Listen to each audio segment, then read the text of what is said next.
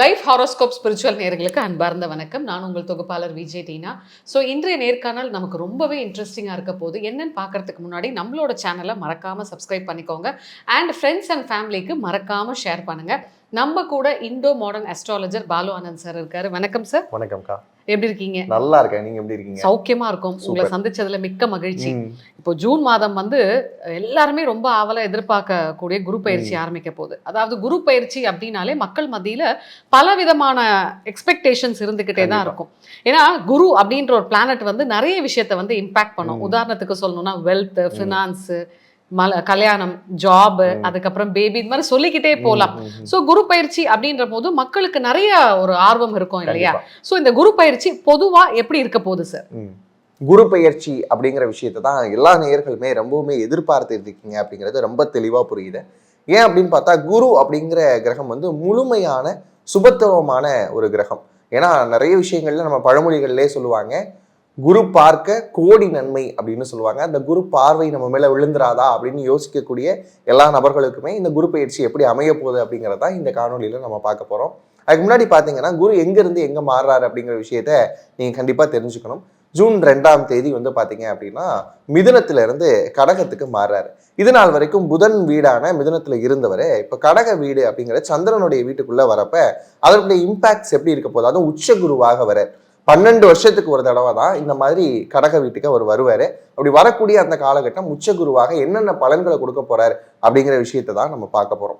பொதுவாகவே மன்னவன், பொன்னவன், பிரகஸ்பதி அப்படிங்கிற இந்த அடைமொழி எல்லாம் ஏன் நம்ம குருவுக்கு கொடுக்குறோம் அப்படின்னு பார்த்தீங்கன்னா, ஃபினான்ஷியல் லெவலா ஒருத்தவங்க அப்கிரேட் ஆகணும் அப்படின்னா அவருக்கு வந்து குரு பார்வை அப்படிங்கிறது இருக்கணும், குரு யோகமான ஸ்தானங்கள்ல இருக்கணும். இந்த மாதிரியான விஷயங்கள் இருக்கு. யோகமான ஸ்தானங்களை குரு பார்க்கணும் அப்படிங்கிற விஷயம் இருக்கு. திருமணம் ஆகணுமா, வியாழ நோக்கம் வந்துருச்சான்னு பாருங்க. இந்த மாதிரியான விஷயங்கள் தான் நம்ம சொல்லுவோம். குழந்தை பிறப்புக்குமே வந்து பாத்தீங்கன்னா குருவுடைய பலன் கூடி வருதான்னு பாருங்க அப்படின்னு சொல்லுவாங்க. அதுக்கப்புறம் வந்து பாத்தீங்கன்னா ஒருத்தர் வந்து புகழடையணும், புகழுடைய உச்சத்திற்கு போகணும் அப்படின்னு சொன்னா அதுக்குமே குருவுடைய அருள் தேவை. அப்படி எடுத்தோம்னா ஒரு மனுஷனுடைய எல்லா ஆஸ்பெக்ட்ஸுக்குமே வந்து குருவுடைய அருள் அப்படிங்கிறது ரொம்ப பரிபூரணமா தேவைப்படுற ஒரு விஷயமா இருக்கு. இந்த குரு அப்படிங்கிற சொல் இருக்கு இல்லையா, இதுவே ரொம்ப அழகான சொல். ஏன்னா கு அப்படின்னா இருட்டு அப்படின்னு சொல்லுவாங்க, ரு அப்படின்னா வெளிச்சம் அப்படிங்கிறது தான் அர்த்தம். இந்த குருங்கிறதுக்கு என்ன அர்த்தம் தெரியுமாங்க? இருட்டில் இருக்கக்கூடிய ஒருத்தருடைய வாழ்க்கையை வெளிச்சத்திற்கு கொண்டு வருவது தான் குருவினுடைய சிறப்பாகவே பார்க்கப்படுது. அப்படி பார்க்குறப்ப எல்லாருக்குமே சிறப்பை கொடுக்கக்கூடிய ஒரு குரு பயிற்சியாக இந்த குரு பயிற்சி அப்படிங்கிறது அமைய போகிறது. இப்போ இருக்கக்கூடிய சூழல் பாருங்க, எப்பயுமே குரு வந்து கடகத்துக்கு வர்றதுக்கு முன்னாடி என்ன சூழல் இருக்கும் அப்படின்னு பார்த்தீங்கன்னா, வேர்ல்டு வார் மாதிரியான சிச்சுவேஷன்ஸ் எல்லாமே நம்ம ஃபேஸ் பண்ணிக்கிட்டு இருக்கிறோம். எக்கனாமிக்கலாக சில கிரைசிஸ் எல்லாமே இருக்கு. ஷேர்ஸ் எல்லாமே டவுன் ஆகிருக்கக்கூடிய இந்த நேரத்தில் தான் வந்து குரு கடக வீட்டுக்குள்ளாக வரப்போறாரு. அப்ப வந்ததுக்கு அப்புறம் என்ன செய்வாரு அப்படின்னு பாத்தீங்கன்னா, எக்கனாமிக்கலா இருக்கக்கூடிய கிரைசிஸ்ல இருந்து ஒரு விடுதலை கிடைக்கும். ஷேர்ஸ் எல்லாம் அடுத்த கட்டத்துக்கு போகும். இந்த தங்கம் விலை ஏறுமா ஏறாதா, இப்பெல்லாம் கொஞ்சம் குறைஞ்சிக்கிட்டே வர மாதிரி இருக்கே, இதை நம்பிலாம் நாங்கள் ETF சில்வர் பீஸ்லாம் வாங்கி வச்சிருக்கோமே அப்படின்னு சொல்றவங்க எல்லாம் கவலைப்படாதீங்க.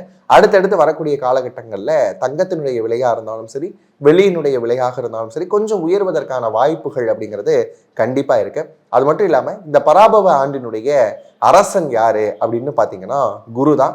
இவருடைய கட்டளைக்கு கீழே தான் வந்து பாத்தீங்கன்னா மேகாதிபதியா இருக்கட்டும், தானியாதிபதியா இருக்கட்டும், சேனாதிபதியா இருக்கட்டும், மற்ற பிளானட்ஸ் எல்லாமே வந்து ஃபேவரா வந்து மற்றவங்களுக்கு ப்ரெடிக்ஷன்ஸ் எல்லாமே கொடுக்க போறாங்க. அப்படி இருக்கக்கூடிய இந்த சிச்சுவேஷன்ல குருவினுடைய கடகராசி வரவு அப்படிங்கிறது மேஷம் முதல் மீனம் வரைக்கும் எப்படி இருக்க போகுது அப்படிங்கிறது தான் நம்ம இந்த வீடியோல வந்து பார்க்க போறோம்.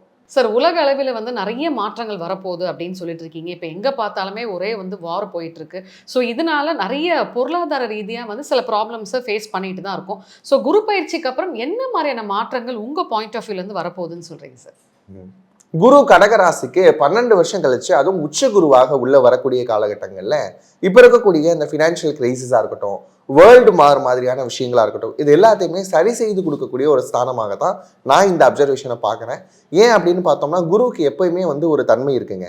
உச்ச குருவாக வரும்போது அவர் உலகளாவிய அளவுல பெரும் நன்மைகளை கொடுப்பார். இப்ப எல்லாருடைய மனநிலையிலையும் ஏதோ ஒரு சோர்வு இருக்கும், கைண்ட் ஆஃப் வந்து அடுத்த வாழ்க்கை குறித்த ஒரு பயம் இருக்கும். இந்த பயம் எல்லாமே வந்து ஆஃப்டர் இந்த குரு பயிற்சிக்கு அப்புறம் மாறுவதற்கான தன்மை இருக்கு. ஒரு வெளிநாட்டுக்கு பயணம் போக முடியல, வெளிநாட்டுல இருக்கிறவங்க பாத்தீங்கன்னா நிம்மதியா இங்க இருப்போமா, இல்ல வந்து இந்தியாவுக்கு போயிடலாமா, இந்த மாதிரியான சிந்தனைகள் இருக்கு. விசா ப்ராசஸா இருக்கட்டும், அதுக்கப்புறம் வந்து அங்கேயே குடியுரிமை பெறுவதற்கான ப்ராசஸா இருக்கட்டும், இதெல்லாம் டிலே ஆகுது அப்படின்னு நிறைய NRIஸும் சொல்றீங்க நம்ம பார்த்துக்கிட்டே இருக்கிறோம். அப்படி பார்க்குறப்ப இந்த விஷயங்கள்ல எல்லாத்துலேயுமே ஒரு மாற்றம் அப்படிங்கிற ஒரு விஷயம் வரப்போகுது. குறிப்பாக இந்த ஆண்டு 2026 அப்படிங்கிறத கூட்டுத்தொகையாக கூட்டினோம்னா எண் 1 அப்படிங்கிறது வரும்.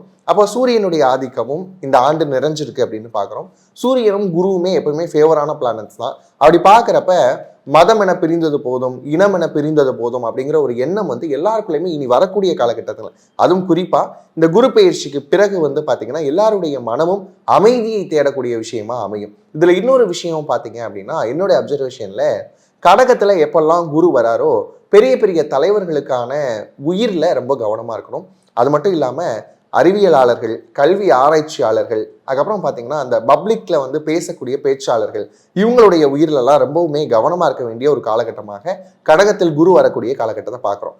ஏன் அப்படின்னா பெனாசிர் பூட்டோ அவங்க இறந்தப்ப அவங்களுடைய காலகட்டத்தில் வச்சு பார்த்தோம் அப்படின்னா கடகத்தில் குரு பயணிக்கிற காலத்தில் தான் அவங்களுடைய மரணம் அப்படிங்கிறது நடந்தது.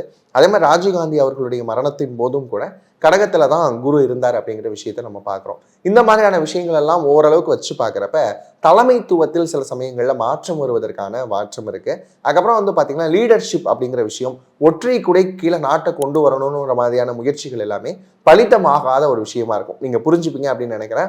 யாராவது டிக்டேட்டர்ஷிப்குள்ளே வரணும் அப்படின்னு நினச்சாங்க அப்படின்னா அதுக்கெல்லாம் குரு வந்து அலோ பண்ண மாட்டார். வேர்ல்டு வைடு ஒரு அமைதி அப்படிங்கிறது குரு பயிற்சிக்கு பிறகு வரக்கூடிய காலகட்டமாக இருக்கும். எக்கனாமிக் கிரைசிஸ் இதனால் வரைக்கும் இருந்தாலும் கூட இனி அடுத்தடுத்த காலகட்டங்களில் ஷேர்ஸாக இருக்கட்டும், இடிஎஃபாக இருக்கட்டும், கோல்டாக இருக்கட்டும், சில்வராக இருக்கட்டும், ப்ராப்பர்ட்டிஸாக இருக்கட்டும், எல்லாமே அடுத்தடுத்த கட்டங்களில் விலை உயர்வதற்கான வாய்ப்புகள் அப்படிங்கிறது இருக்கு. கண்டிப்பாக குரு பயிற்சி எல்லாருக்குமே சாதகமான சௌகரியமான குரு பயிற்சியாக அமையும் அப்படிங்கிறதுல எந்த ஒரு மாற்று கருத்துமே இல்லை.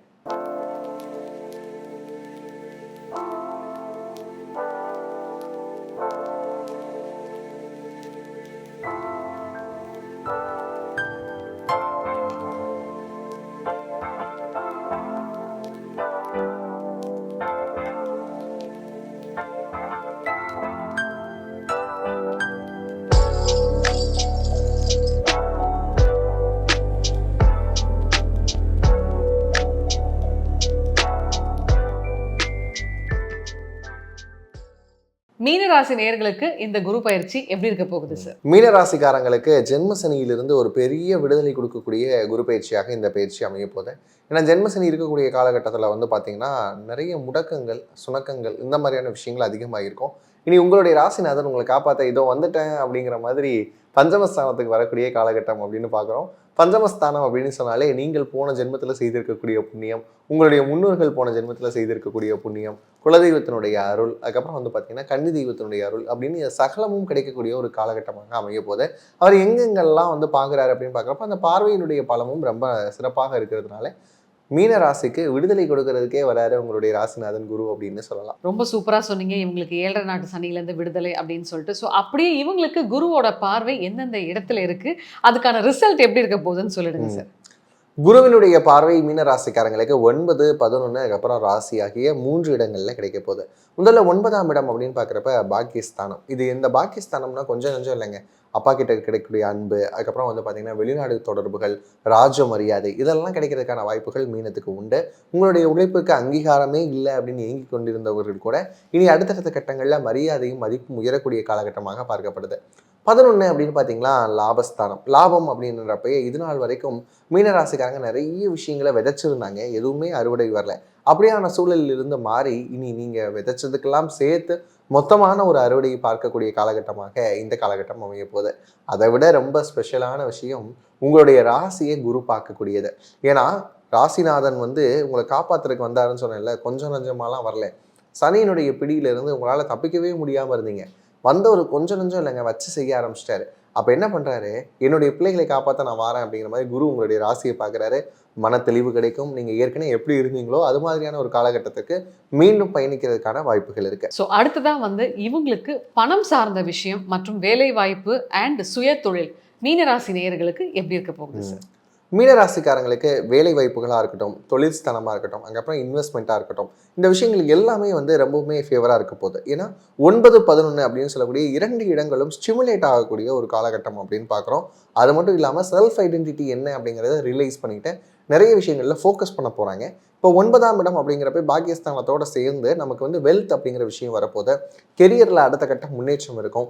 வேலை இல்லை அப்படின்னு ஏங்கி கொண்டிருந்த மீனராசிக்காரங்களுக்குலாம் கண்டிப்பாக வேலை கிடைக்க போகுது. அதுக்கப்புறம் வந்து பதவி உயர்வு இருக்குமா, ப்ரொமோஷன்ஸ் அப்படிங்கிற விஷயங்கள்லாம் கண்டிப்பாக அமைய போகுது. அதுக்கப்புறம் வந்து சேலரி அப்படிங்கிற விஷயம் இது நாள் வரைக்கும் கம்மியாக இருக்குது. நிறைய பேர் வந்து கேட்கவே தயக்கப்பட்டுட்டு இருந்தாங்க. ஐயோ 7.5 சனி வேறு நடக்குது, எங்கே சேலரியை சேர்த்து கேட்டோம் அப்படின்னா நம்மளை வீட்டுக்கு அனுப்பிச்சிருவாங்களோ அப்படிங்கிற பயம் எல்லாருக்கும் இருந்தது.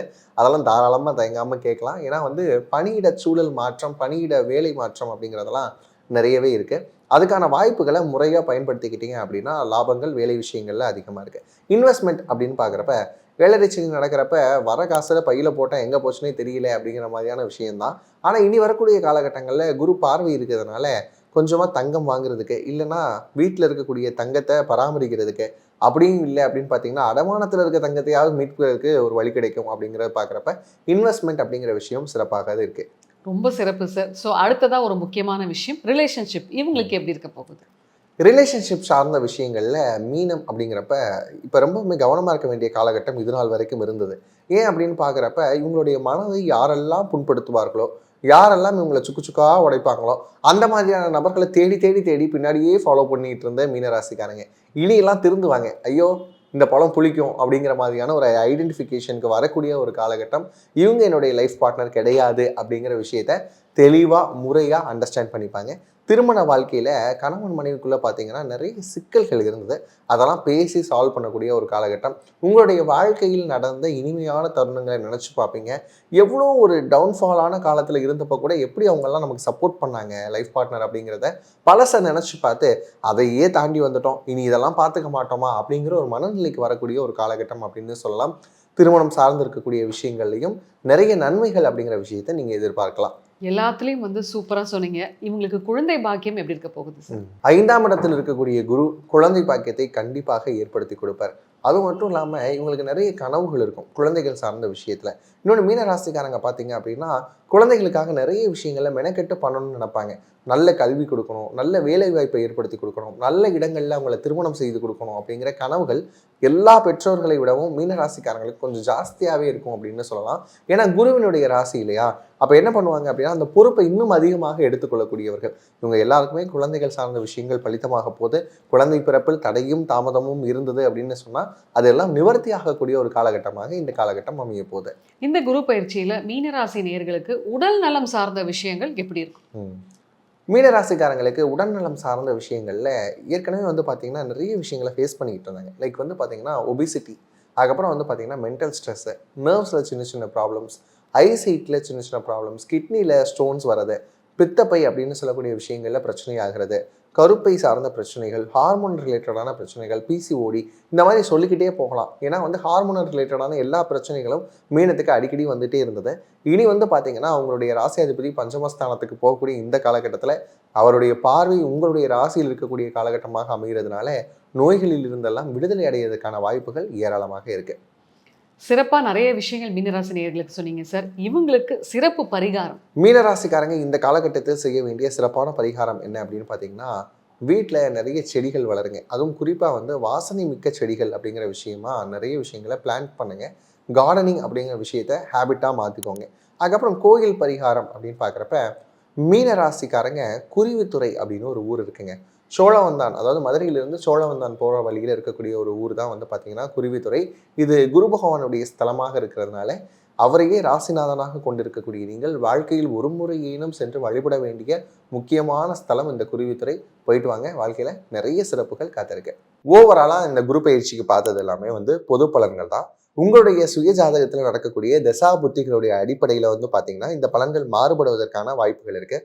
அப்போ நீங்கள் என்ன செய்யணும் அப்படின்னா உங்களுடைய பர்சனல் ஹாரோஸ்கோப் பற்றி நல்லா தெரிஞ்சுக்கணும் அப்படின்னு சொன்னால் நம்முடைய வெப்சைட்டான lifehoroscope.in அப்படிங்கிற பேஜில் வந்து என்ரோல் பண்ணி உங்களுக்கான என்னென்ன குவரிஸ் இருக்கோ எல்லாத்தையுமே எங்ககிட்ட கேட்டு தெரிஞ்சுக்கலாம். அது மட்டும் இல்லாமல் வாஸ்து சார்ந்த விஷயங்களாக இருக்கட்டும், மேரேஜ் ப்ரெடிக்ஷனில் மேட்சிங்காக இருக்கட்டும், அதுக்கப்புறம் மெடிக்கல் ஆஸ்ட்ராலஜிக்கான டேர்ம்ஸாக இருக்கட்டும். இப்போ நிறைய பேருக்கு என்ன குழப்பங்கள் இருக்குது அப்படின்னு பார்த்தீங்கன்னா தங்களுடைய பிள்ளைகளை என்ன குரூப்பில் சேர்க்கலாம் அப்படிங்கிற மாதிரியான கொஸ்டின்ஸ் இருக்குது. வெளிநாட்டில் போய் படிக்க வைக்கலாமா அப்படிங்கிற மாதிரியான எண்ணங்கள், வெளிநாடு செட் ஆகுமா, இந்த மாதிரியான கேள்விகள் இருக்கு. இப்போலாம் ஐடி செக்டர்ஸ் வந்து ரொம்ப டவுன் ஆகுது, அப்போ என்னுடைய பிள்ளையை வந்து ஐடி செக்டர் நோக்கி நான் அனுப்பலாமா, இந்த மாதிரி எனக்கு வரிஸ்லாம் கூட பேரண்ட்ஸ்க்கு இருக்கும். இப்படி உங்களுக்கு என்ன கேள்விகள் இருந்தாலும் சரி, அதுக்கேற்ற விஷயங்களுக்கான அந்த கேள்விகளோட எங்க கிட்ட வாங்க. முறையான தெளிவான பதில்களோட எங்களுடைய டீம் என்னைக்குமே உங்களுக்காக காத்திருக்கு. அது மட்டும் இல்லைங்க, இப்போ இருக்கக்கூடிய இந்த பிஸி வேர்ல்ட்ல சில பரிகாரங்களோ பூஜைகளோ என்னால் மெனக்கெட்டு பண்ண முடியல, அங்கே இருக்கக்கூடிய கோயில்கள்லாம் சரியான அமைப்புகள் இல்லை, என்னால் இந்த மாதிரியான பரிகாரங்கள் செய்ய முடியல அப்படின்னு நீங்கள் நினைச்சாலும் கூட நம்முடைய டீமை வந்து அப்ரோச் பண்ணுங்க. நம்ம டீம் கிட்ட உங்களுக்கான பரிகாரங்கள், பூஜைகள், ஹோமங்கள் எல்லாமே முறையாக சூப்பராக பண்ணி கொடுத்துடலாம். இந்த மாதிரியான சர்வீசஸ்க்கு lifehoroscope.in அப்படிங்கிற பேஜை விசிட் பண்ணி பாருங்க. ஸோ குரு பயிற்சி பற்றி ஓவராலாக நிறைய பாசிட்டிவான விஷயங்கள் சொன்னீங்க சார், மிக்க மகிழ்ச்சி. ஸோ இது போன்ற டிஃப்ரெண்ட்டான பதிவுகளை நீங்கள் பார்த்து தெரிஞ்சுக்கணுன்னா நம்மளோட லைஃப் ஹாரோஸ்கோப் ஸ்பிரிச்சுவல் சேனலை மறக்காமல் சப்ஸ்கிரைப் பண்ணுங்கள். அண்ட் ஃப்ரெண்ட்ஸ் அண்ட் ஃபேமிலிக்கு மறக்காமல் ஷேர் பண்ணுங்கள். நன்றி.